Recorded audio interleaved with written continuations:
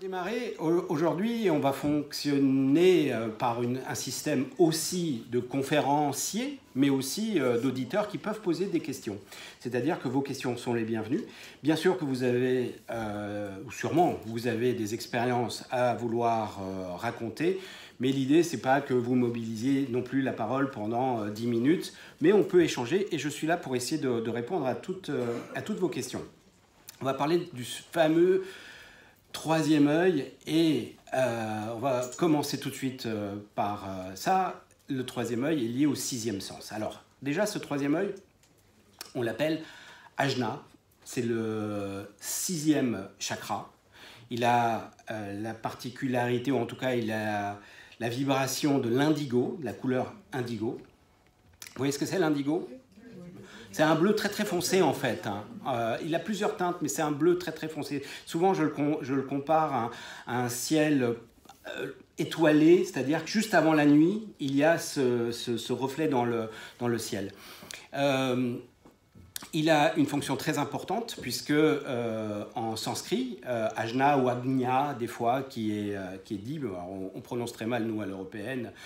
Et ce sixième chakra, donc le fameux troisième œil, est considéré en sanskrit comme le plus important. On peut même le traduire comme le plus important.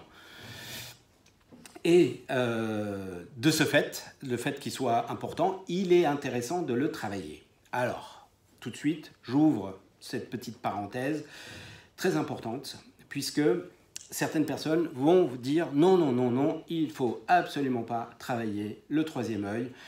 Il ne faut pas, alors vous entendez le terme d'ouvrir, il y a des substances qui peuvent ouvrir, il y a des pierres qui peuvent ouvrir, il y a des manipulations qu'on peut faire pour pouvoir ouvrir le chakra du troisième œil.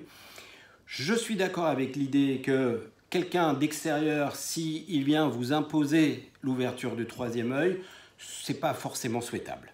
Je suis d'accord avec ce principe. Par contre, si vous le travaillez, c'est-à-dire vous le travaillez grâce à des outils, avec des exercices, si vous le travaillez avec votre propre rythme, il n'y aura jamais de problème. Parlons 2 secondes quand même des problèmes, parce que les gens disent « Oh là là, il ne faut surtout pas ouvrir le troisième œil ».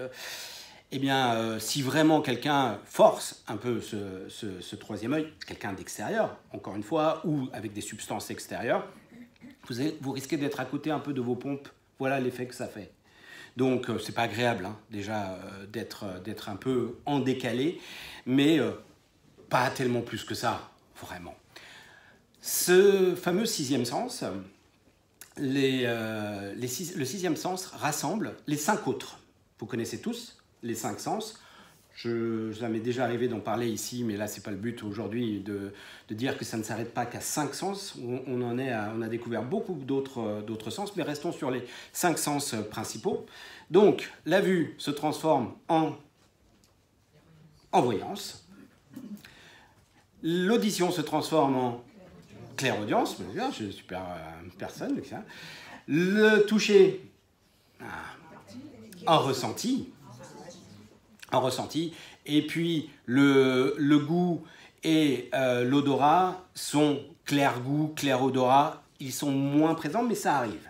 Ça arrive, c'est-à-dire qu'une personne, et peut-être que ça vous est déjà arrivé, on va parler des odeurs par exemple, ça vous est peut-être déjà arrivé de sentir une odeur très spécifique, et vous dites, mais tu sens pas, à la personne qui est à côté, mais tu sens pas, ça sent vraiment ça. La personne dit non, pas du tout, c'est vraiment vibratoire à ce moment-là, c'est-à-dire c'est votre troisième œil qui traduit. Donc le sixième sens rassemble ces 5 sens. Lorsqu'il rassemble ces 5 sens, notre cerveau, puisque nous sommes incarnés, on travaille avec notre cerveau, on travaille avec notre mental, et on travaille avec les capacités, mais aussi les limites du mental. Notre cerveau, comme quand on enlève un sens à quelqu'un qui est aveugle, qu'il va récupérer par ses autres sens, vont se rééquilibrer, en rajoutant ce sens, eh bien, le cerveau va l'intégrer. Globalement, l'intuition, globalement, le ressenti, globalement, la voyance, va l'intégrer dans ses capacités. C'est-à-dire, et j'en parle souvent, je ne dis pas que c'est bien ce procédé, mais par exemple, il est vrai que comme j'ai travaillé pas mal mon troisième œil, et peut-être un peu moins ma mémoire. Quand je ne sais plus où se trouvent mes clés, je peux chercher dans ma mémoire, mais des fois, il est plus simple d'aller chercher l'information et l'information m'arrive assez rapidement. Ça ne marche pas à chaque fois, hein, qu'on soit clair, mais mon cerveau a pris en compte ce fameux sixième sens, c'est-à-dire que c'est un outil aussi pour lui, c'est-à-dire, voilà, au lieu d'aller chercher forcément dans la mémoire en disant « Attends, la dernière fois où j'étais, où est-ce que j'ai pu mettre les clés ?» Pouf, l'information m'arrive. Des fois, c'est plus rapide. Ça, encore une fois, ça ne marche pas à chaque fois, mais ça reste un outil complémentaire pour le cerveau. Pour le cerveau aussi, dans la vision, donc ce qu'on appelle la voyance, mais aussi, je vais utiliser le terme de vision, il y a certaines choses que le cerveau efface, ne sachant pas. Il a un catalogue, le cerveau. Dès qu'il va avoir des petits effets de petits nuages, comme ça, de petits points, lui, il va dire « Oh là là, c'est un problème au niveau des yeux ». Et donc, ne sachant pas ce que c'est dans le catalogue du cerveau, va le mettre de côté. Et donc, va effacer cette information. Le fait d'effacer cette information, ça ne nous arrive pas au conscient. Et on va dire que ça n'existe pas. Puisque quelqu'un va dire « Mais moi, je vois des petits points, etc. » La personne à côté va dire « Bah non, ça n'existe pas. » La personne le voit, juste son cerveau, souvent, hein, encore une fois, suivant son ouverture, juste son cerveau l'empêche d'avoir accès à cette information. Le cerveau, il est toujours en train de filtrer les informations qu'il va mettre dans les premiers, ce qui va nous rendre à notre conscient. Oui. C'est une expérience chez l'opticien, quand on met des lunettes pour la première fois, on voit le contour, et puis 10 minutes après, le contour a disparu alors qu'on porte les lunettes. Exactement, comme notre nez, tout simplement. En fait, en réalité, on voit nos yeux voient notre nez, mais arrive... Appel d'urgence, non, pas d'appel d'urgence, pour l'instant tout va bien. Effectivement, notre cerveau, il fonctionne avec ce qu'on lui a appris aussi. Vous le savez, vous avez des codes. Vous savez que ça c'est noir parce qu'on vous l'a appris que c'était noir. Vous savez que ça, cette partie-là à l'intérieur, là, vous ne le voyez pas, c'est blanc ou crème parce qu'on vous a appris que c'est blanc ou crème. Mais on s'est tous posé la question de savoir si la personne à côté voyait les mêmes choses. Est-ce qu'il n'y a pas eu des différences de teinte? C'est aussi en lien, effectivement, avec notre cerveau. Plus vous allez travailler sur le troisième œil, plus le cerveau va accepter l'idée du fameux mot qu'on va appeler intuition, c'est-à-dire nos ressentis, notre vision. Et dans nos visions, je vous le dis, moi je vois des petits points. Souvent les entités, et on peut faire un tour auprès de beaucoup de médiums, certains médiums vont dire, moi je vois une personne, je vois un humanoïde, je vois des petits points, je vois des lumières, je vois un espèce de cataplasme un peu flou, etc. Il y en a qui voient des choses comme ça. Chaque médium va avoir une vision qui va être différente. Je parle yeux ouverts, parce que les yeux ouverts, c'est lié au cerveau. D'ailleurs, vous avez peut-être entendu ce type d'expérience que certaines personnes qui ne voyaient rien sont très ancrées dans la matière. D'un coup, il leur arrive un événement fort, physique ou psychologique, qui les touche au niveau du cerveau, donc même des fois un choc au niveau de la tête, et d'un coup, ils commencent à voir. Il y a plein d'expériences comme ça. Moi, j'en ai rencontré des personnes. Et c'est souvent des personnes très cartésiennes qui, toute leur vie, ils ont été très carrés. Et là, ils commencent à voir des choses. Ils disent, bon, je vais en parler à qui? Je ne peux pas en parler autour de moi parce qu'ils vont me prendre pour un fou. Ils vont m'envoyer chez le psy, me donner des petits cachets pour que ça s'arrête. Effectivement, il faut quand même savoir une chose, c'est que certains antidépresseurs coupent ça. Et donc, on n'a plus accès ou beaucoup moins accès à ces visions. Ce qui veut dire aussi que dans certains hôpitaux psychiatriques, eh bien, il y a des médiums qui ne savent pas gérer l'information qui arrive. Il y en a beaucoup. Et on préfère leur donner des petits cachets pour calmer cela. Donc, c'est vraiment en lien avec le cerveau. Et à un moment donné, votre cerveau va intégrer tout ça. Même en termes de perspective, même en termes de grandeur, des choses petites. Quand vous allez travailler sur votre troisième œil, vous pouvez avoir les choses qui bougent. Vous savez que ça, je ne sais pas, ça mesure tant de centimètres, puis d'un coup vous allez le regarder Et puis vous allez avoir l'impression que c'est plus grand, c'est plus petit. Vous avez l'impression d'être dans une grande pièce ou dans une pièce beaucoup plus étroite que ce que vous aviez avant de faire le travail. En fait, le cerveau s'adapte aussi aux informations vibratoires qui sont tout autour de vous. D'accord? Donc, en travaillant ça, il n'y a pas de risque, hein, je vous le dis, c'est la vision par le troisième œil. Quand on travaille beaucoup dessus, eh bien, on peut avoir ce type de perspective. Moi, je raconte souvent j'ai une élève qui s'est perdue dans sa propre rue. Et d'un coup, elle arrive dans sa rue, elle dit « Oh là là, qu'est-ce qui m'arrive ?» Je regarde le nom de la rue, ah bah c'est bien ma rue. Je regarde cet arbre, je ne connais pas cet arbre, je regarde la rue, j'ai l'impression de ne pas connaître cette rue. C'est grave hein, quand il s'arrive des choses comme ça, parce qu'on se dit ça y est, j'ai un AVC ou quelque chose est en train de se passer. Non, c'était une vision par le troisième œil qui a duré un temps, qui a changé en fait presque les couleurs, les perspectives. Et en fait, le cerveau a pris en compte les éléments vibratoires de la matière. Et ça change quand on regarde. Alors, pour cela, si vous le souhaitez, je vais vous donner tout de suite un petit exercice que vous allez pouvoir faire chez vous. On le fait avec la bougie. C'est très simple. Vous prenez une bougie, peu importe la couleur de la bougie. Ne prenez pas juste une bougie qui soit en forme de gel. Vous savez, il y a des bougies décoratives, là, où on met plein de trucs à l'intérieur. Ce n'est pas des bougies, ça. Il y a juste une mèche. Prenez une bougie classique, que ça soit en cire ou en paraffine. Donc, des bougies que vous trouvez dans les supermarchés fonctionnent. Pas les bougies chauffe-plat, vraiment le cierge, le petit bâton. D'accord? Et vous le mettez à peu près à 1,50 m de votre vue. Et vous regardez la flamme. Vous regardez la flamme, vous laissez aller votre regard à travers la flamme. À un moment donné, ça va dédoubler, c'est-à-dire que vous allez avoir deux flammes, l'une à côté de l'autre. Alors, il y a un petit halo au tout début, tout le monde le voit, le halo. C'est pas ça. Ne vous arrêtez pas au petit halo qui est autour de la flamme. C'est vraiment deux flammes qui vont se séparer, c'est-à-dire... En fait, dans cet exercice, il n'y a rien d'ésotérique en réalité, puisque vous avez la vision œil droit et œil gauche. Vous savez ça. Vous vous souvenez de vos cours de sciences? On va dire oui, bon, il n'y a pas de prof de sciences là. Et en fait, l'information œil droit, œil gauche vont jusqu'au cerveau, mais avant, ils se croisent. C'est l'information, et vous vous souvenez de ça? C'est à l'envers, et les deux images se superposent l'une aux autres. Au niveau, enfin, c'est le cerveau qui fait ça, à une vitesse incroyable, qui nous donne une image classique. Et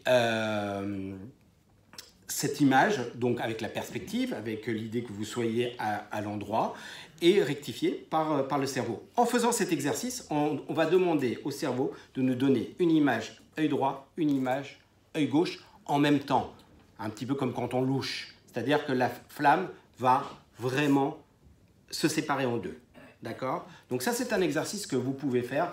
Il y a d'autres effets dans cet exercice. Juste, quand vous le faites, ne vous faites pas... parce que là, je ne serai pas là pour vous répondre ou pour vous accompagner sur cet exercice. Ne vous faites pas une ambiance Halloween, hein. Je le dis parce qu'il y en a, ça y est, ils s'allument des bougies, etc. Donc déjà, ils sont dans la peur de voir, de ressentir quelque chose. Restez sur l'exercice classique. Vous pouvez le faire en plein jour, hein. Il n'y a aucun problème. C'est juste, voilà, il faut la mettre à une certaine distance, à peu près 1 mètre, 1,50 m, à hauteur des yeux. C'est un exercice important que vous pouvez déjà faire pour faire travailler votre troisième œil. Vous allez voir que ça va un petit peu tirailler sur la zone du troisième œil. Cette zone, alors... Il y en a qui vont dire c'est entre les sourcils, d'autres vont dire non, c'est plus une zone, je vous donne ma version. Le troisième œil est sur le corps, comme tous les chakras d'ailleurs, est sur le corps éthérique, c'est-à-dire notre contour, notre double. Est-ce que quelqu'un a déjà vu le corps éthérique d'une personne? Je ne parle pas de l'aura. L'aura est colorée, elle est beaucoup plus large, elle va jusqu'aux hanches, elle peut descendre un peu plus basse, elle peut s'étendre, elle va fluctuer en termes de couleur. Ça non, c'est un contour lumineux. Et des fois, vous le voyez, il est éthérique, il n'est pas totalement du monde de l'astral, il n'est pas du monde physique non plus. Il est entre les deux. Et c'est pour ça qu'on peut le voir avec nos yeux physiques. Des fois, vous allez le voir, même sur moi. Mais alors, pour faire ça, il faut aller au-delà de la personne. C'est-à-dire pas s'arrêter, on regarde souvent dans les yeux les personnes, c'est aller au-delà. Et dans l'exercice de la bougie, je vous invite aussi à aller au-delà. C'est-à-dire, si vous faites trop la netteté sur la flamme, vous allez avoir du mal. C'est, je sais qu'elle est là, il y a la flamme, et je vais au-delà de cette flamme, et vous allez voir qu'elle va se dédoubler, ça va être très rapide, ça va revenir, puis après, le but c'est de pouvoir garder ce dédoublement. Donc ce corps éthérique visible, et donc sur le corps éthérique, il y a les chakras. Et donc le troisième œil, c'est pour moi une zone, oui, qui se situe entre les deux sourcils, je suis d'accord avec ça, mais quand même, ce n'est pas un point d'une précision absolue.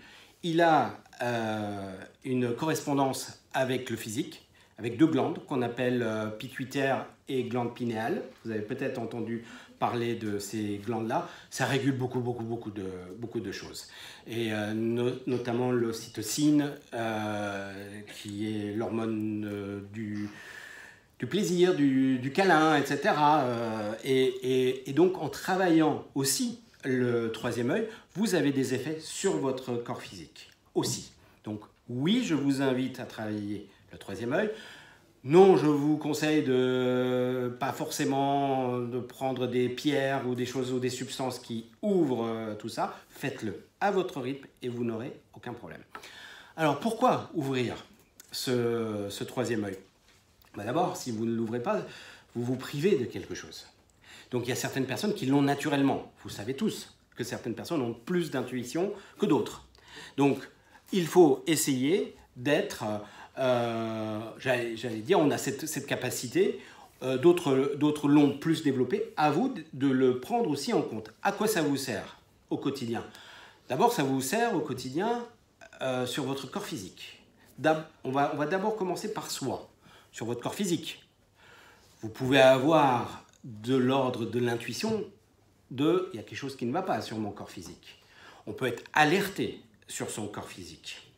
Donc, je ne vous parle pas des troubles de l'ordre mentaux qui peuvent être quelqu'un qui va être hypochondriaque. Il y a des gens qui sont hypochondriaques. Il y a l'inverse aussi. Moi, je connais aussi des personnes qui ne vont jamais voir les médecins. Mais ces personnes-là devraient aussi écouter leur intuition. Tiens, pourquoi j'ai ça, etc. Est-ce qu'il faut que j'aille voir le médecin? Est-ce qu'il faut que ou je prends alors, je ne suis pas pour l'automédication, hein, mais bon, on fait tous de l'automédication. Quand on a mal au crâne, souvent, on va prendre un petit Doliprane. Donc, voilà, on connaît notre corps, mais des fois, ça peut aller encore plus loin et savoir si on doit aller consulter ou pas. Mais qu'on soit clair aussi, parce que je ne suis pas en train de vous dire d'attendre que vous ayez l'intuition qu'il faut aller consulter pour aller consulter. Si vous avez des symptômes, allez consulter, bien entendu. Mais apprendre à se connaître, et grâce au troisième œil, ça nous permet aussi d'être très à l'écoute de notre corps physique, de nos émotions aussi. Le troisième œil nous aide à réguler aussi nos émotions. Et puis, globalement, je préfère que cet outil soit aussi destiné aux autres. C'est-à-dire pouvoir aider une personne grâce aux informations que vous allez recevoir au niveau du troisième œil. C'est bien, c'est pratique, ça aide l'autre. Il ne faut pas que ça devienne... Alors, comment dire? Moi, j'en ai connu, peut-être que vous aussi, des personnes qui n'arrêtent pas de vous faire des trucs de voyance. Non? Vous avez connu? Vous n'avez rien demandé.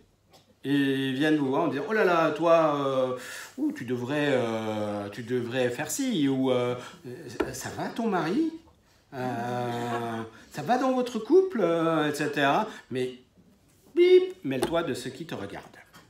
D'accord? La voyance, on peut avoir des informations, mais il ne faut pas tout balancer à tout va aussi. D'accord? Dans la voyance, quand on ouvre notre troisième œil, il y a aussi la partie médiumnité. La médiumnité, c'est recevoir une information d'une personne défunte. Ce n'est pas parce qu'on reçoit une information d'une personne défunte qu'il faut absolument la transmettre. Je le dis, je le répète, je sais que certaines personnes, certains médiums sont très cash, balancent l'information. Je suis en lien avec ton grand-père, il te dit ça. Si la personne n'a rien demandé, non. Sachez, demandez l'autorisation. En disant, j'ai ton grand-père, Il était comme ci, comme ça, oui. Est-ce qu'il a un message? Est-ce que tu veux le message? Pourquoi? Pourquoi à votre avis? Tiens, je vous renvoie la question. Pourquoi il ne faut pas tout dire? Parce que l'autre n'est peut-être pas prêt à entendre. L'autre n'est peut-être pas prêt à entendre. Vous voyez? Ah oui. Alors, exactement, simplement, il y a une règle spirituelle. Dans la règle spirituelle, c'est qu'on ne vous donne pas une information au-dessus de ce que vous pouvez gérer vibratoirement. Mais vous avez raison, madame, en disant, c'est peut-être pas le moment. Des fois, il y a une accumulation dans notre vie. On a ça à gérer, ça à gérer, ça à gérer. Et si on nous rajoute une autre information, c'est trop. Et j'ai eu le cas, j'en ai eu plein de cas comme ça. Mais j'ai eu le cas, moi, de deux de mes élèves avant de venir à un atelier qui se sont rencontrés. J'étais chez la personne et l'une a dit « Ah, voilà, j'ai ton père. Ah, ton père, il veut te parler. Ah, on est chez toi, il veut te dire ça, il veut te dire ça. Attends, il veut te parler et tout. » Et la personne est arrivée dans l'atelier très énervée, très agacée. Et je lui dis « Mais qu'est-ce qui t'arrive ?» Il me dit « Ah, mais parce qu'un tel voulait absolument me passer le message de mon père. » Et puis elle me prend à part, elle fait « Je ne veux pas le message de mon père. » Parce que ça s'était mal passé avec son père, parce qu'il y avait eu des choses très personnelles, attouchement, etc. Et donc, elle ne voulait pas. Simplement, la personne qui jouait le rôle du médium, là, à ce moment-là, cet élève, n'avait pas cette information, avait juste l'entité qui lui disait « Tiens, passe un message à ma fille. » Et c'est pour ça que, quand il n'y a pas de demande en face, s'il y a une demande, la personne, elle vient, elle vous consulte, elle dit ouais, « Voilà, je viens te consulter, il y a ça, ça, ça. » D'un coup, j'ai le père. Je lui dis « J'ai votre père. Est-ce que je peux y aller? Est-ce que je peux transmettre ?» Et juste dans l'idée de transmettre cette information, ou même de demander à la personne, je sais en voyance si c'est le moment ou si ce n'est pas le moment. Si on coupe ça, c'est-à-dire juste il y a une information et je vais transmettre, ça peut vraiment déstabiliser la personne. Donc faites attention à ça aussi. Ce n'est pas parce que vous avez une information qu'il faut absolument la transmettre. Si on vous demande, oui, vous pouvez, et demandez l'autorisation quand même. Pour moi, c'est important. Je considère qu'une personne qui vient vous voir, ou que ça soit en tant que professionnel en cabinet qui vient me voir, ou que ça soit en amitié, qui vient demander une information, doit repartir de chez vous mieux qu'elle n'est arrivée. Nous sommes d'accord. Donc si vous la troublez et que vous sortez des choses, excusez-moi, des choses aussi que j'ai pu entendre, où on émet de troubles, avec certaines techniques, et la personne ressort de là en disant oh là là, mais j'ai peur, j'ai eu le cas de tiens, un tel m'a parlé que j'ai eu des attouchements étant enfant. Moi je m'en souviens pas, mais j'ai eu des attouchements. Ah bon, il m'a dit que j'ai eu des attouchements étant enfant. Sûrement le thérapeute avait ressenti ça, avait ressenti quelque chose. Et encore, des fois, c'est pas toujours très clair. Transmet cette information qui peut être fausse. On n'est pas dans une science exacte dans la voyance. Donc faites attention aux mots. Si la personne, vous déstabilisez une personne, c'est comme quand vous voyez une personne et la personne est globalement en forme et vous la voyez, vous dites « Oh là là, qu'est-ce qui t'arrive aujourd'hui? Tu as une sale mine. » Eh bien, 5 minutes après, elle a sale mine. Hein. Donc si vous commencez à lui dire « Tiens, c'est marrant, je ressens que dans ton enfance, il y a des trucs qui ne se sont pas bien passés et tout », elle va commencer à cogiter, son mental va se mettre en route. Il est très très fort le mental. Pour vous donner un exemple, peut-être que vous avez des photos où vous êtes enfant et on vous a raconté une histoire. C'est-à-dire, vous avez la photo étant enfant et puis vous êtes à côté d'un Père Noël et on vous a raconté que ce Père Noël, ce jour-là, vous avez remarqué que ce n'est pas un vrai Père Noël. D'accord ? Moi, ça m'est arrivé, j'ai remarqué qu'il avait un masque. À un moment donné, j'ai dit, tiens, il y a un truc bizarre. Ça, c'est un vrai souvenir. Mais imaginons que vous n'avez pas ce souvenir et que quelques années après, on vous raconte l'histoire. Une fois, 2 fois. Au bout d'un certain temps, vous ne saurez plus si c'est un vrai souvenir ou si on vous l'a raconté. Vous ne pourrez... Votre cerveau va le prendre comme un vrai souvenir. D'où les risques, d'ailleurs, de l'hypnose. Parce que si c'est mal fait, on peut vous mettre des faux souvenirs. D'accord ? Donc, et en voyance, et en médiumnité, si vous balancez des choses comme ça, faites attention à la personne qui reçoit. Si vous la troublez en racontant des choses qui peuvent être fausses, même si vous êtes totalement honnête, vous avez reçu ça, faites attention. Dans l'honnêteté, j'enlève tous ceux, les charlatans, ceux qui vont juste user ou vont aller à la quête d'informations, par exemple sur les audiotels ou les numéros que vous appelez. Si vous avez appelé une fois, ils savent reconnaître votre IP de connexion, votre carte bleue, etc. Donc la personne que vous avez consultée avant a déjà tout décrit ce qu'elle a dit. Donc si vous avez dit que vous aviez un chat blanc, le médium d'après, pseudo-médium, des fois, va dire « Oh, dis donc, vous n'aviez pas un chat blanc ?» Ah oui, effectivement, voilà. Et donc... oublions, mettons de côté l'escroquerie des gens pas sérieux. Prenons le cas de personnes qui reçoivent une information qui leur semble être juste. Encore une fois, faites attention à ce que vous allez dire. Une médiumnité, une voyance se fait toujours à 3. Information que je reçois, mon filtre, et je transmets, et ce qui me revient. Est-ce que la personne est capable de recevoir, c'est le moment, ou pas? Donc, je vous invite à fonctionner de cette manière. Maintenant, bien entendu, il y a aussi l'inverse. Les gens, oh non, j'ose rien dire parce que j'ai peur de me tromper. Alors, si on a peur de se tromper, eh bien, il y a quelque chose qui va nous empêcher de transmettre l'information. Allez-y à tâtons, gratouillez. Donc, la voyance est un outil formidable pour soi, un outil formidable pour les autres. On peut, je vous assure que c'est vrai, on peut, par le biais d'informations vibratoires, sauver une personne. On peut aller jusque-là. On peut transmettre une information d'une maladie qui n'est pas décelée. On peut transmettre d'un risque physique qui n'est pas décelé, ou un accident, ou chose comme ça. Alors bien sûr, il faut que ça rentre dans l'ensemble qu'on appelle karmique. Mais ce n'est pas le but aujourd'hui de vous expliquer ça, c'est-à-dire qu'il y a des choses par lesquelles quand même vous passez. C'est-à-dire que même si vous avez vu le voyant qui vous a dit, tout à l'heure on m'a parlé d'un téléphone qui a été volé, si le voyant vous a dit avant, faites attention, vous allez vous faire voler le téléphone, si vous faites très attention, vous n'allez pas vous faire voler ce téléphone, et peut-être que ça va être un peu décalé. Une fois que votre attention sera plus basse, on va vous dire attention dans le métro, puis ça va se passer quelques heures après ou quelques jours après. Mais on peut passer à côté aussi, heureusement. Et je reviens sur l'idée à quoi sert la voyance. La voyance, elle sert surtout à donner des outils à la personne pour aller mieux ou pour mieux gérer sa vie. Vous êtes ici en salle et on a souvent des questions aussi de voyance. On fait de la médiumnité, c'est-à-dire le contact avec les défunts, mais aussi de la voyance. Donc la voyance, elle est aussi importante, hein. Savoir si on doit vendre la maison, je sais que ça agace certaines personnes, si son fils va retrouver un travail vite fait, si un tel va venir à nouveau nous parler, etc. C'est important, bien sûr que c'est important. Mais dans ces questions, il y a des questions plus importantes, qu'on va considérer plus importantes que d'autres. Mais c'est difficile pour nous de juger quelle est l'importance de cette question. Parce que la personne qui doit choisir entre sa voiture bleue ou sa voiture rouge, c'est, j'allais presque dire ridicule, mais si cette personne ne dort plus, et que ça a une incidence sur sa vie, le fait de ne plus dormir en disant « là là, voiture rouge, voiture bleue, voiture rouge, voiture bleue ». Si on a la réponse, tout va bien. On le dit « voiture bleue », super.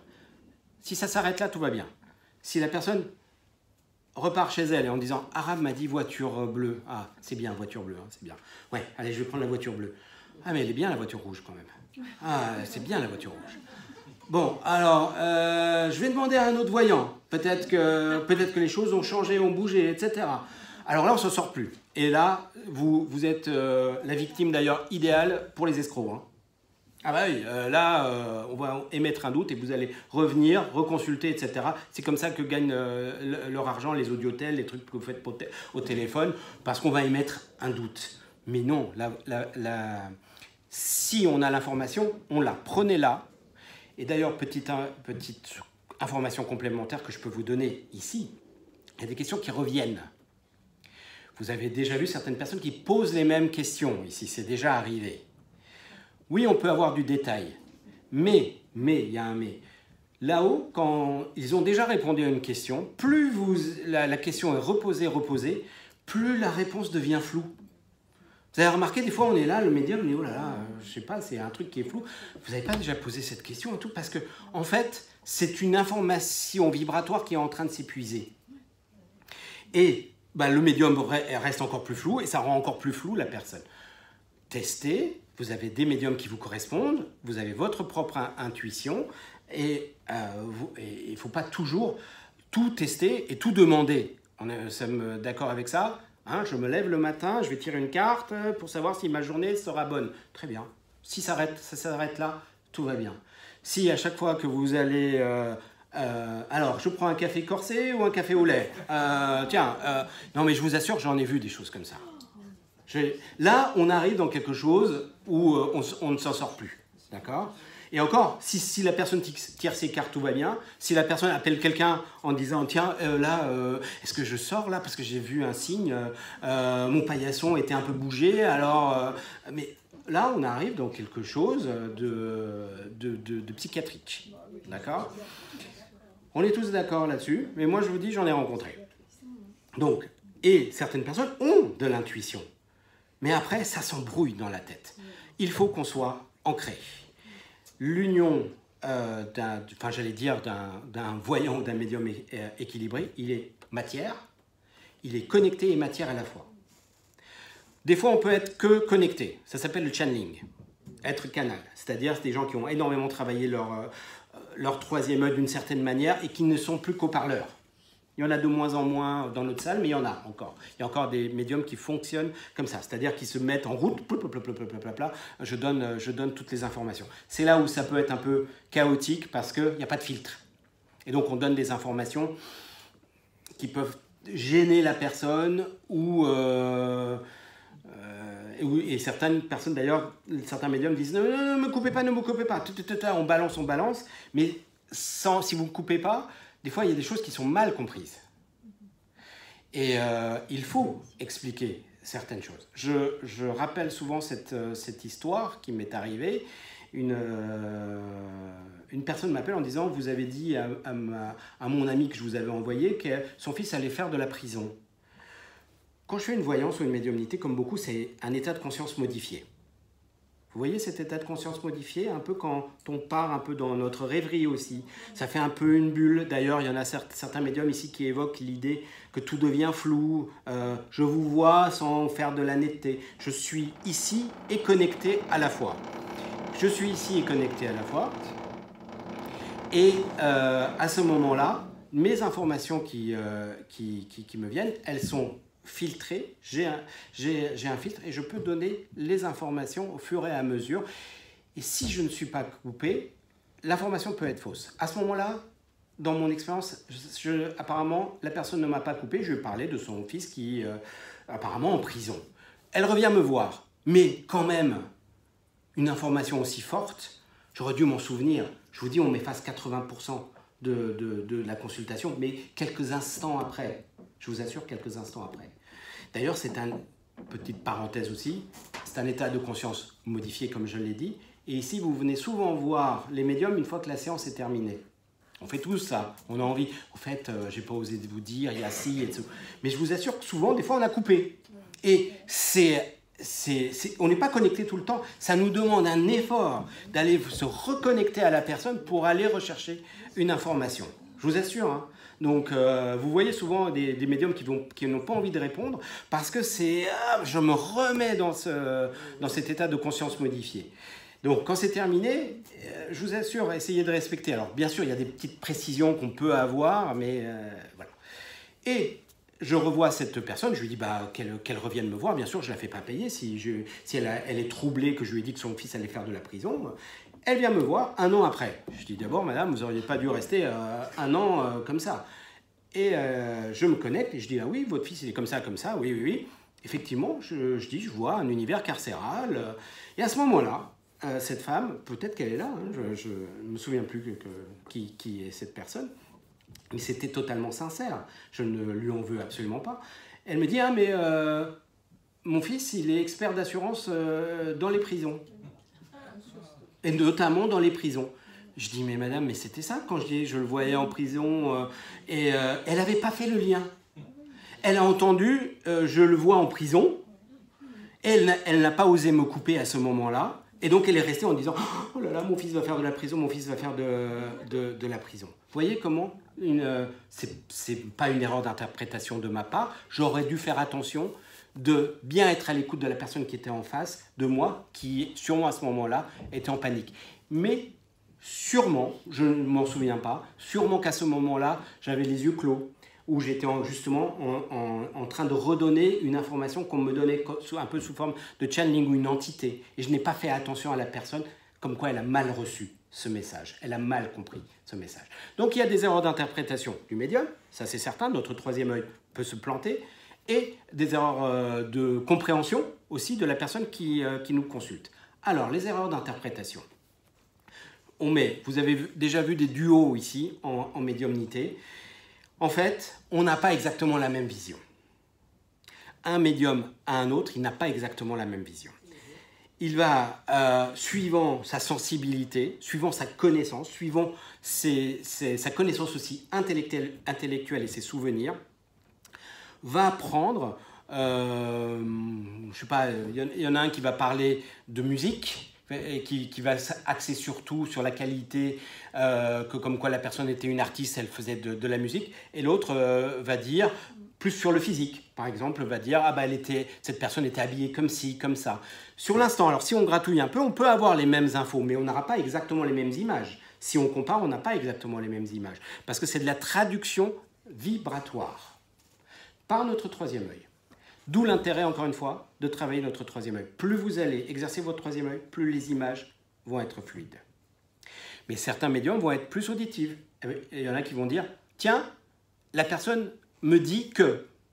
Vous l'avez tous entendu ça, ici, ceux qui viennent en salle, habituellement. On me dit que...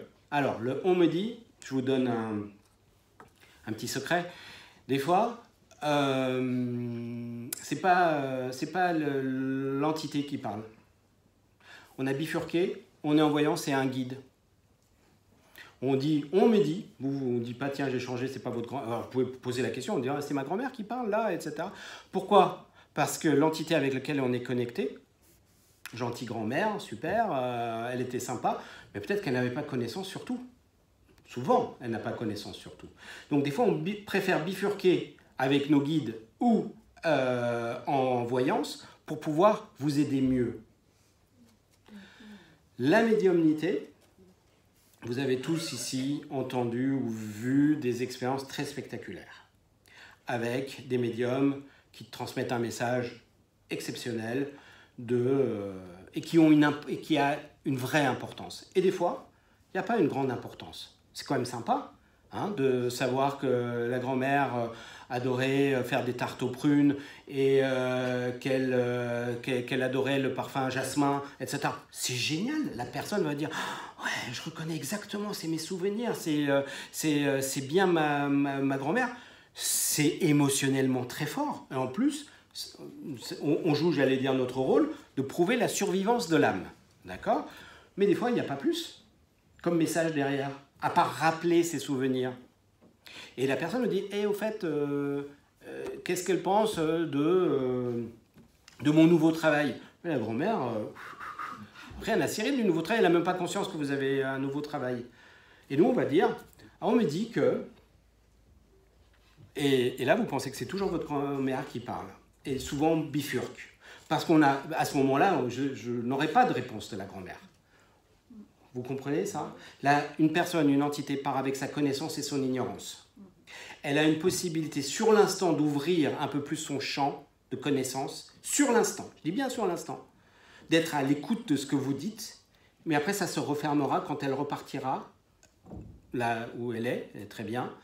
La connaissance qui vient de l'échange qu'elle vient d'avoir n'aura pas d'impact vibratoire pour elle.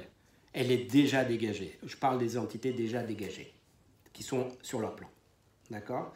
Donc, une entité, elle part avec sa connaissance et son ignorance. Quand vous communiquez avec elle, tout l'intérêt, c'est de tomber sur la bonne entité. Parce qu'une entité qui vient vous raconter des conneries, il y en a beaucoup, beaucoup, beaucoup. Une entité qui vient raconter des conneries en se faisant passer pour quelqu'un que vous appréciez beaucoup, il y en a beaucoup, beaucoup, beaucoup. Alors comment on fait? Comment fait-on? On est là, on dit, ah bah tiens, j'ai la grand-mère, elle me parle, elle me dit qu'elle s'appelait Germaine, c'est super. Ah bah j'ai Germaine, super. Et bah, un peu de bon sens aussi. Gardez un peu de bon sens. Déjà, si elle vous dit d'aller trucider la voisine, ça va pas. Sauf si c'était son caractère. Alors ici, vous avez déjà vu des médiums dire, oh là là, quel caractère de cochon. Elle était forte, ou il y avait ci, il y avait ça, elle aimait pas qu'on la contredise et tout.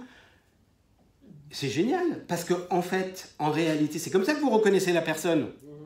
Si tout le monde est beau et gentil dans l'astral, et si, tiens, lors du dernier atelier, il y avait quelque chose de cet ordre-là, par rapport à une personne. On était avec sa maman et je sais que sa maman était plutôt... et que c'était pas un élan d'amour.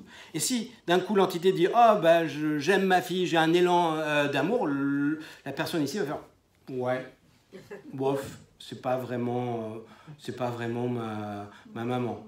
Donc si tout le monde était beau, tout le monde était gentil depuis l'astral, on ne les reconnaîtrait pas. On va reconnaître les gens aussi avec leur connaissance, leur ignorance, donc leur tempérament, leur manière d'être. D'accord ? Donc, en travaillant votre troisième œil, vous avez aussi la possibilité de communiquer avec les entités. En fait, en réalité, quand vous travaillez sur votre troisième œil, il n'y a aucune différence entre voyance et médiumnité. Certaines personnes vous disent « Moi, je ne suis pas voyant, je suis juste médium. » Médium spirit, ça fait bien sur la carte visite. Moi aussi, c'est marqué médium spirit, c'est pas grave. J'ai fait comme les autres. Et en disant « Ah non, la voyance, oh, c'est pas bon, la voyance, c'est le bas de gamme, la voyance. » Il y a un autre terme qui s'appelle la guidance. Un autre terme que j'aime beaucoup, parce que là, on accompagne la personne. Mais bon, en réalité, tout passe par le même canal. Les informations arrivent au niveau du coronal, du chakra du coronal, elles sont traduites par le troisième œil. Plus vous allez entraîner votre troisième œil, plus les informations que vous allez recevoir sont justes.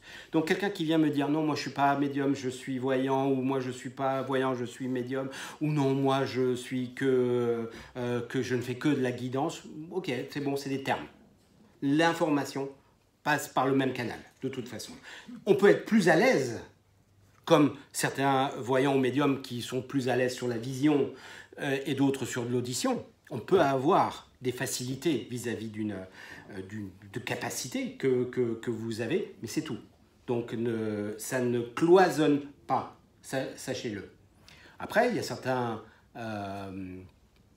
voyants qui ont peur de passer le cap de la médiumnité, parce que c'est pas évident de communiquer avec des personnes qui ne sont plus là.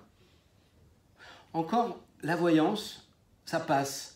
Vous pouvez être à table en famille, dire que vous avez de l'intuition, des fois que vous avez eu des informations, vous êtes face à une machine à sous, puis d'un coup, elle vous a parlé, cette machine à sous, et puis vous avez gagné. Ça passe, c'est sympa.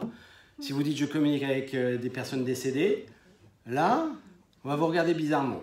Vous êtes d'accord? Mais en fait, en réalité, donc c'est souvent le regard des autres qui nous empêche de passer outre, de dire « waouh, je passe un cap », le fait de vivre ça. Après, j'ai déjà fait des conférences sur les enfants médiums. Il y en a beaucoup et il y en aura de plus en plus. Donc, des enfants qui ont des capacités, qui ressentent, qui voient. Souvent, les choses s'estompent à l'âge de 7 ans. Depuis quelques années, il y a il y en a qui passent et ça reste. Avant, il y avait vraiment une forme de couperet, c'était vraiment exceptionnel. Là, il y a quand même beaucoup d'enfants qui passent et qui ont des intuitions, des ressentis très, très forts et qui restent après leurs 7 ans. Dans ce cas de figure, je vais en parler un petit peu de ça. Dans ce cas de figure, je préconise bien sûr la communication, mais je préconise le fait de couper, de bloquer. Alors, on peut bloquer. Depuis tout à l'heure, je vous parle d'ouverture du troisième œil, et là, je parle de blocage. Oui, on peut bloquer le troisième œil, notamment pour les enfants, parce que ce n'est pas le moment. Parce que une entité ne connaît pas le jour, la nuit. Si elle vient vous parler, si elle vient parler à l'enfant la nuit, constamment, c'est compliqué. Et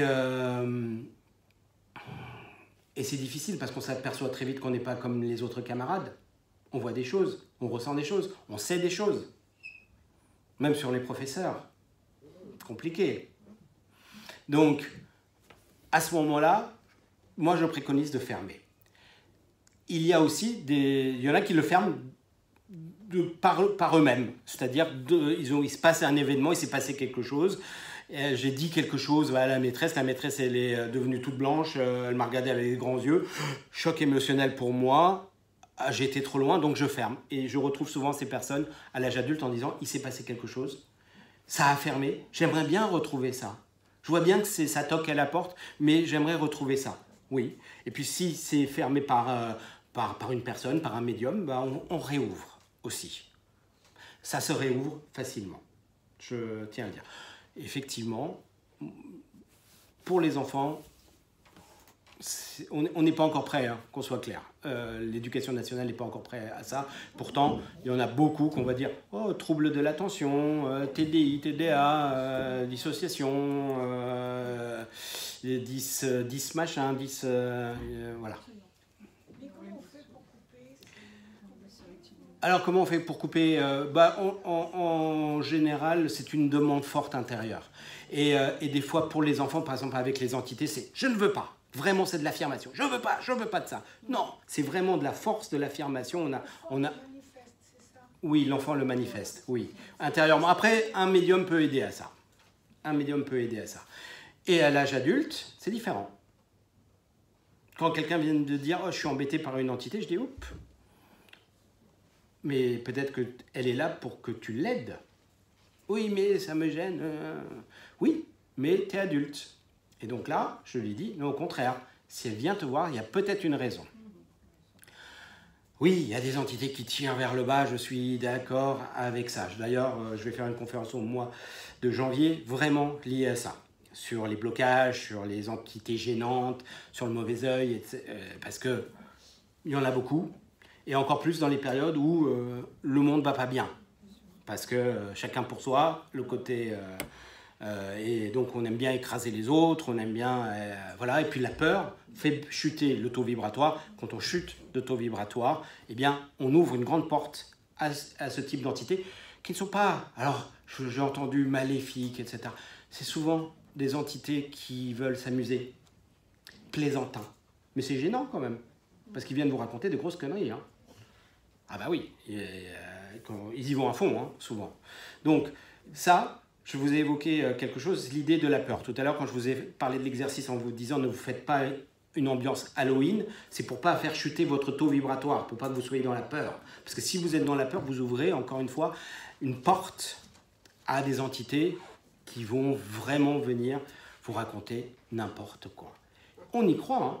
Il y a des gens qui y croient et ça fait, et très sincèrement, moi je suis passé par là, hein, au tout début, je me suis fait avoir par des entités qui m'ont raconté des grosses conneries, hein, de grosses conneries. Mais bon, ça faisait partie de mon expérience.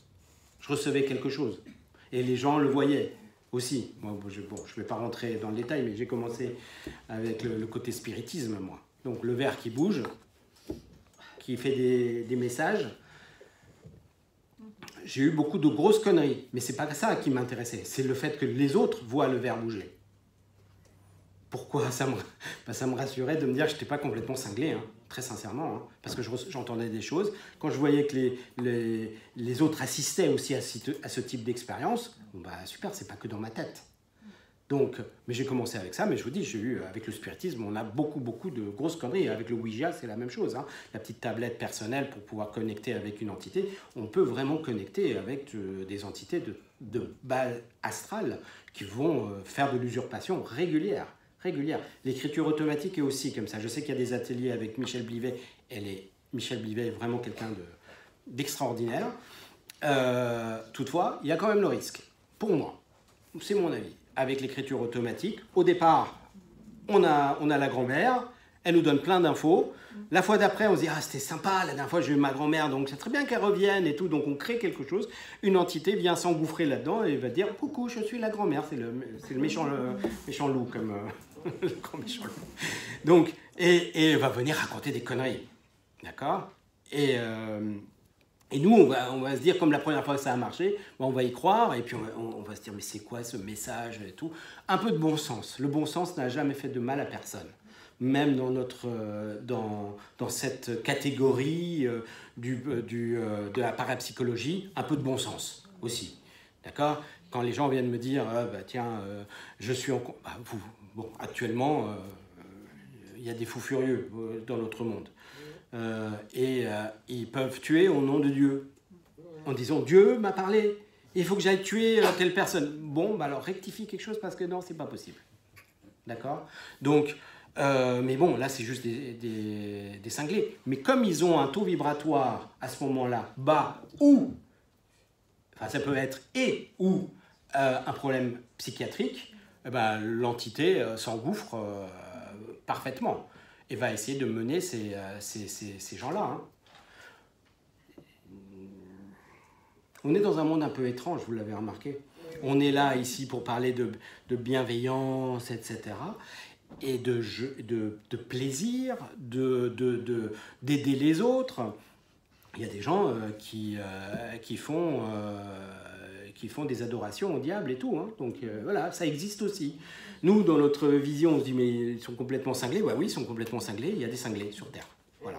Ok. Pour une histoire de pouvoir, il faut le prendre en compte aussi. Je fais une petite parenthèse avec souvent ce qui se passe dans l'actualité. On nous met des fois en gros plan telle personne en disant il a fait ci, il a fait ça. Mais peut-être que cette personne, elle est juste cinglée. Hein. Il y a des gens cinglés. Et c'est pas parce qu'il a une ethnie, c'est pas parce qu'il a une origine qu'il représente cette ethnie, cette origine. Non, il est juste cinglé.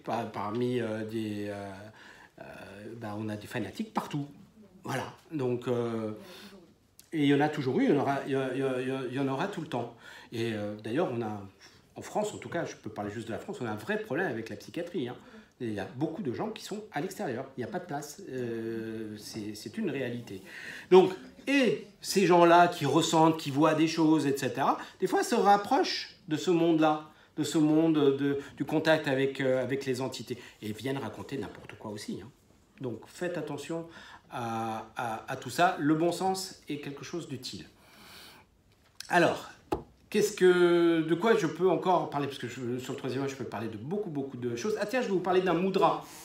L'Akini Mudra. Je vais tomber quelque chose. L'Akini, peu importe, c'est pas grave. C'est le mudra qui correspond au troisième œil. Il est simple.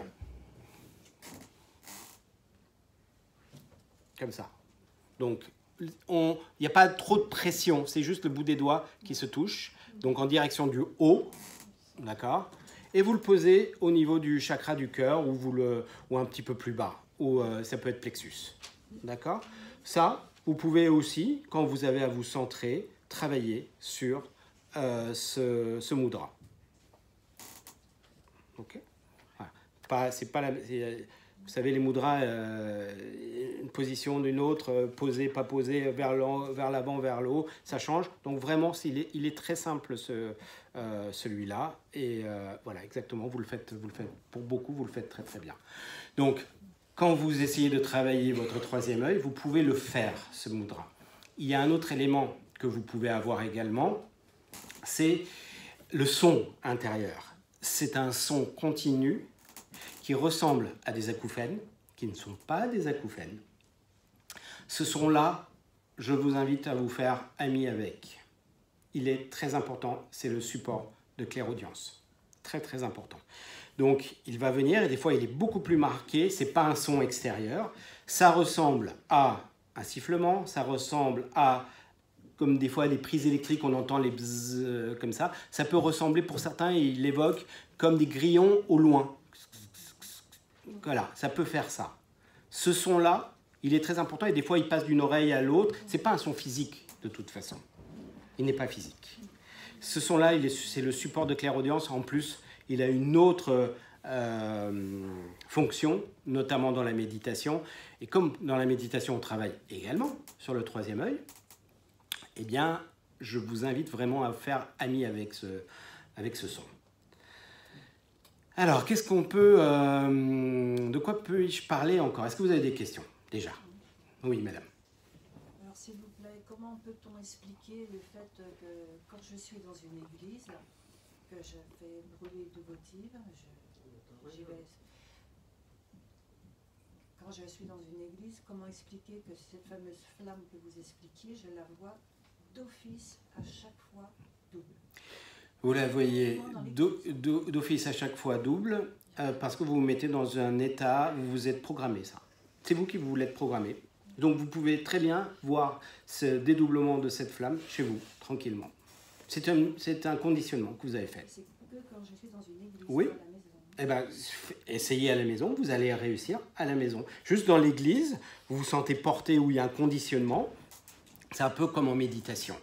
En méditation, je suis pour qu'il n'y ait pas de fioriture. C'est-à-dire on peut méditer partout. Sur le bout d'une pierre, dans le métro, au fin fond de l'Himalaya, on est capable de méditer partout. Mais des fois, chez soi, mais des fois, il est sympa chez soi de se faire un petit coin avec une petite bougie, une petite photo, etc. Et ça, c'est une forme de conditionnement. Je vous invite à ne pas bloquer là-dessus, ne pas faire ce type de conditionnement qui soit trop précis, parce que si vous n'avez pas votre petite photo et que vous vous retrouvez ailleurs, vous allez dire « Ah mince, je n'ai pas ma photo et je ne peux pas le faire ». Dans la voyance, c'est la même chose. Je parle souvent d'un ami qui faisait de la voyance et de la médiumnité avec un cristal dans la main. Alors c'est vrai que le cristal a un côté porteur, il ouvre... Il y a vraiment une... Je ne veux pas rentrer trop dans le détail parce que sinon vous allez tous aller acheter un cristal et bon bref. Mais on peut utiliser le cristal de roche ou le quartz d'une certaine manière. Et en fait, le jour où il n'avait pas ce cristal, il n'avait pas avec lui, et ben il s'est dit ben non, je ne suis pas capable de faire de la voyance. Alors que si, ça n'a rien à voir. Rien à voir. On peut le faire partout. J'adore, pour illustrer cette histoire de conditionnement et qui ne sert à rien et qu'on va... qui pour moi, encore une fois sont des choses superflues, mais qui peuvent être importantes pour la personne. C'est l'histoire que raconte Amma. Vous connaissez, vous avez déjà entendu parler d'Amma, c'est celle qui prend dans les bras cette femme indienne qui fait des câlins. Et elle raconte une histoire que j'adore. Et elle dit, en Inde, on fait un petit hôtel, vous savez, pour les divinités, dans chaque maison, on met des fruits, un peu, une boisson, du lait, etc. Et là, dans cette maison, ils avaient un petit hôtel et ils versaient dans un bol du lait en offrande. Sauf qu'il y avait un chat dans la maison. Et le chat, à chaque fois qu'on lui versait du lait, il venait. Sauf qu'en réalité, quand on fait des prières, il y a une alchimie qui est censée se passer au niveau de la nourriture pour la divinité. D'accord? Donc, ils peuvent le donner après, mais pas au moment de l'émulsion, j'allais dire, du changement. Et donc, la famille, à chaque fois, enfermait le chat dans une pièce. Et Amma raconte qu'il y avait un petit garçon dans cette famille, et ce petit garçon, voyant ses parents faire de cette manière, eh bien, quand il a été adulte et qu'il avait son propre temple, il lui fallait absolument un chat qui l'enferme dans une pièce. Il ne savait plus pourquoi. Il ne savait pas. Et en fait, c'est comme ça que naissent des choses de l'ordre du folklorique, des choses qui n'ont pas forcément des croyances, qui n'ont pas forcément un sens spirituel total de base. Et ça, elle explique ça pour ok, très bien, vous pouvez avoir votre petit hôtel, faites-vous votre petit cocon, les préparations pour pouvoir travailler sur votre troisième œil, mais que ça ne soit pas à chaque fois quelque chose qui vous limite. Oui, madame. Oui.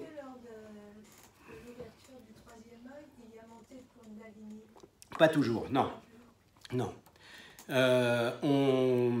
En fait, tout à l'heure, je vous ai dit qu'il y a quand même un effet physique quand on travaille sur l'ouverture du troisième œil. Je vais vous dire que ça nettoie. Voilà, mais il n'y a pas de montée uniquement de Kundalini, c'est vraiment... La montée de Kundalini vous fait peur? Il y en a tellement qui recherchent cette montée de Kundalini. Ah, mais c'est une ouverture. Mais attendez, qu'on soit clair. Pour moi, hein, donc, ouverture de Kundalini, enfin la montée de Kundalini se fait au bout et en progression. Donc quand ça vous arrive, vous pouvez être surpris, mais c'est quelque chose que vous maîtrisez. La montée de Kundalini telle que vous parlez, c'est-à-dire des effets de montée de Kundalini, des effets, peuvent être créés par certaines drogues, peuvent être créés par certaines, c'est des drogues aussi, des boissons. Et là, on n'est pas du tout dans la maîtrise. On est dans les effets de montée de Kundalini. Ça peut vous faire peur, ça, je peux comprendre. Mais quelqu'un qui a cette montée de Kundalini parce qu'il a travaillé pendant des années et tout, il va le maîtriser parfaitement. Parfaitement. Donc non, il n'y a pas de... Vous pouvez complètement travailler sur votre troisième œil. Vous avez compris que je ne suis pas très fan des substances. Hein, parce que, même en Inde, hein, j'ai vu des gens... type des sadhus, fumer, des trucs illicites. C'est dommage. Je dis juste, c'est dommage. J'ai envie de lui dire, continue un peu à travailler pour pouvoir retrouver ça. Mais c'est tellement plus simple, des fois, de prendre quelque chose, une substance, et de se remettre à niveau. Sauf qu'il y a quelque chose qui l'oublie, c'est qu'on n'est pas dans la maîtrise. On se remet à l'étage, mais on n'est pas dans la maîtrise, là. Et les psychotropes font que notre conscience modifie nos perceptions. Donc, non, je ne suis pas fan du tout. Du tout. Il y a plein de trucs, hein, mais, je les connais, je n'ai jamais testé. Mais moi qui aime bien garder le contrôle, ce n'est pas mon truc. Oui, j'ai vu une main levée. D'abord, je prends madame et après, je te donne là.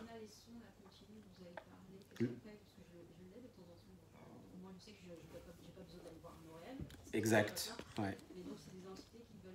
Non, ce ne sont pas les entités. Alors, les entités vont... Alors, le son que vous entendez de temps en temps est un support donc, de clairaudience. Certains l'évoquent aussi comme le son Om, avec une variante de ce son. Et en fait, ce son-là, c'est un peu comme une radio. Vous savez, quand on cherche à l'ancienne, hein, parce que je sais que les jeunes ils appuient sur un bouton, mais à l'ancienne, quand on cherchait la bonne station, c'est voilà. Et en fait, c'est se mettre sur la bonne fréquence. En fait, oui, ça vous met sur une fréquence où vous êtes capable d'entendre, mais vous pouvez ne rien, et à ce moment-là, peut rien passer. Vous laissez ce son se mettre en place. Et oui, en effet, il n'y a pas besoin d'aller chez l'ORL. Vous allez chez l'ORL si vous avez ce son H24. Si ça vient de temps en temps, et des fois c'est très fort, hein.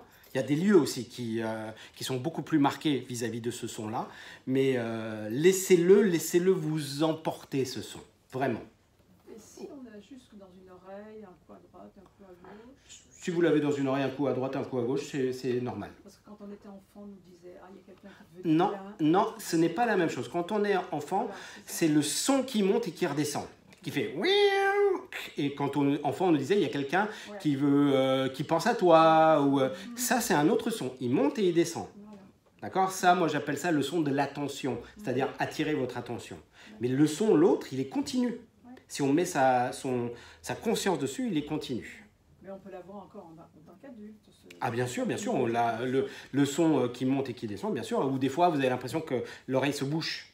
Oui, c'est ça. Donc, soyez à ce moment-là, soyez attentif à ce qui vous arrive. Voilà, il faut être attentif, c'est ça. Voilà. Regardez ce qui se passe. Ça peut être un danger, ça peut être quelque chose de positif aussi. Hein. Ah oui. Je vous dis, être attentif. Vigilant. Vigilant, mais ça peut être, je vous dis, dans le bon sens aussi. Oui. Oui, la question que j'avais, c'est un jour tu m'as donné un message pour une personne qui avait perdu son fils. Oui. Je voulais savoir, en fait, tu n'as pas la perception de savoir si on peut, à ton niveau, parce que moi j'étais qu'un intermédiaire, donc j'ai voulu donner le message à la personne et en fait elle avait fait son deuil à sa façon et elle ne voulait pas l'entendre.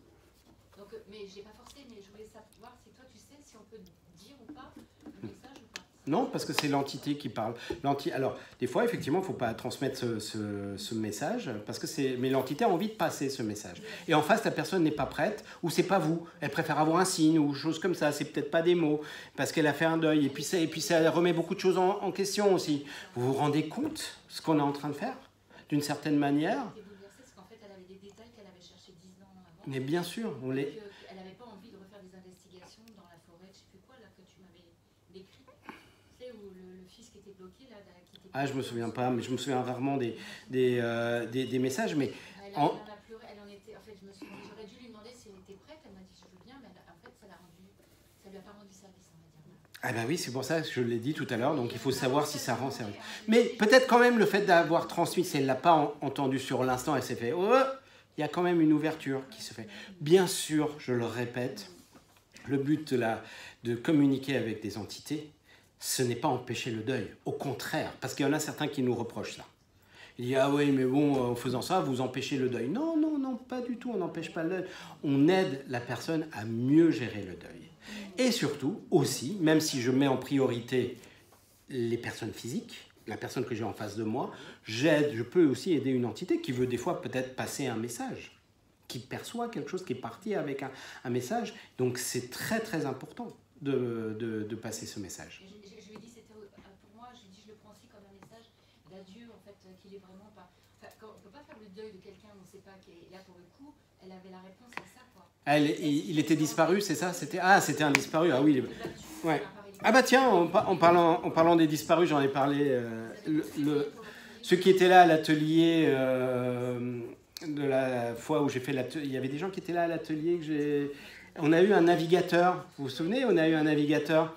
Et 2 jours après, dans l'émission Les Grosses Têtes, il y avait une question sur quelqu'un qui aurait dû fêter ses 70 ans, etc. Et en fait, c'était le navigateur, à 2 jours près, c'était qui est disparu aussi. Et c'est marrant que j'écoutais Les Grosses Têtes, et puis j'ai eu une question là-dessus, ça tombait exactement, on était à 2 jours, effectivement, de ses 70 ans, et ça faisait exactement aussi la même date, parce qu'il était né le même jour où il a disparu. Donc, c'est ça qui est rigolo. C'est après, quand on voit pas des fois tout de suite l'info, et puis pouf, ça vient. Oui? Oui, les sons continuent, donc ça je les ai depuis très très longtemps. Les 2 oreilles maintenant, avant c'était une, et depuis quelques temps, j'ai comme plein de frissons sur la tête qui partent des oreilles et qui remontent, et de temps en temps je sens un poids ici, mais ça me fait comme une chair de poule. Oui, bah, ça fait comme une chair de poule, oui. Qu'est-ce que ça veut dire? C'est un... Non, c'est un réajustement donc vibratoire qui se fait. Il y a un effet physique quand même. Je vais même vous dire quelque chose que les scientifiques diront non, c'est absolument pas vrai. Alors donc du coup, je vais le mettre entre guillemets, je vais vous dire en sensation, que vous avez la sensation que vos os bougent de l'intérieur.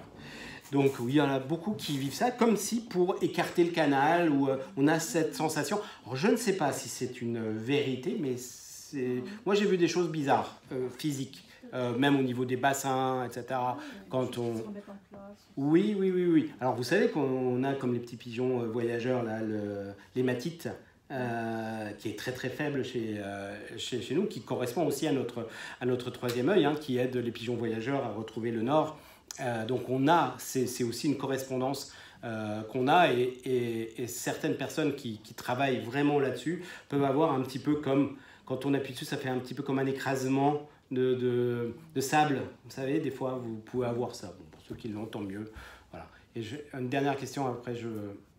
Oui, monsieur. Est-ce que le troisième œil peut être utilisé pour agir sur la matière? Il est impliqué. Je vous ai dit tout à l'heure que le troisième œil est de toute façon le chakra le plus important. Je ne parle pas du coronal qui a une autre fonction, mais celui qui va réguler tout ça est quand même le troisième œil. Donc oui, bien sûr. Bah déjà, quand vous êtes en guérison, votre troisième œil est complètement à l'écoute de la personne. En étant à l'écoute de la personne, vous savez, quelle que soit la technique que vous allez utiliser, que vous allez peut-être faire ci, faire ça. Votre troisième œil va vous inspirer.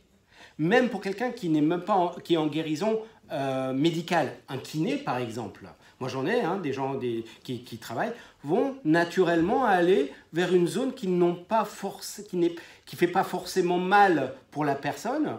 Peut-être qu'elle a mal à l'épaule gauche et ils vont travailler l'épaule droite. Mais naturellement, ils vont aller utiliser leur intuition et leur troisième œil pour pouvoir aller appuyer sur un point particulier. Donc bien sûr, votre troisième œil est impliqué. Une dernière, allez. Moi, dans un état de modifié de conscience ou en méditation, j'ai souvent l'apparition du troisième œil devant moi. Ah oui, c'est bien. Et constamment, enfin, c'est un truc Très bien. qui revient. Bah, Est-ce que c'est un peu comme l'histoire de la bougie, c'est-à-dire Oui, exactement ça. C'est ça. On est dans l'exercice du troisième œil. On est dans la pratique du troisième œil. Je finis juste par ça pour vous dire que le troisième œil est comme un muscle. Plus vous allez l'entraîner, plus vous allez avoir des résultats. Si vous ne l'utilisez pas pendant un certain temps, c'est dommage. Quand on fait une quête spirituelle, donc méditation, réelle quête intérieure, votre troisième œil va être automatiquement va être beaucoup plus en alerte. Mais quelqu'un qui ne va pas exercer son troisième œil et qui fait juste une quête spirituelle, dans le cadre de l'aide apportée, la guidance, il va être là, mais il ne saura pas aller vite. Dans le troisième œil, l'exercice du troisième œil correspond à une vitesse d'exécution. Une information arrive comme ça. Si vous l'analysez, c'est mort. Si vous commencez à analyser une information qui vous arrive par le troisième œil, analyser mental, c'est mort. Il faut une info, plus une info, plus une info, plus une info, plus une info. C'est des successions d'informations qui vous donnent un ensemble. Et donc, ça va avec la vitesse. Quand on travaille le troisième œil, vous augmentez la vitesse d'exécution de votre troisième œil. Certains vont appeler ça l'ouverture. C'est la même chose. Est-ce que pendant l'exercice que vous nous avez donné de la bougie qui se dédouble, est-ce qu'il faut s'absorber ou est-ce qu'on peut être en Non, vous pouvez être présent. Vous pouvez, d'ailleurs, dans l'exercice de la flamme, vous allez voir que le son est souvent présent. Madame ? Ah, vous êtes perdu. C'est pas grave. Merci à tous. On fait une petite pause et on va faire de la médiumnité.